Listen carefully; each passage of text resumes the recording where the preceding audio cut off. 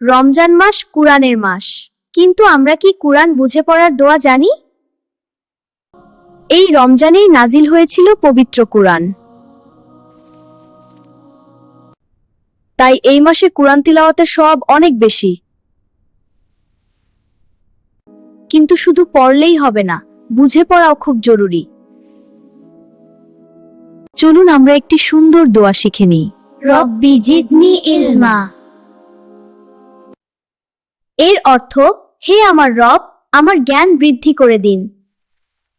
আরেকটি দোয়া, আল্লাহুম্মা ইনফানি বিমা আল্লামতানি ওয়া আল্লিমনি মা ইয়ানফাউনি।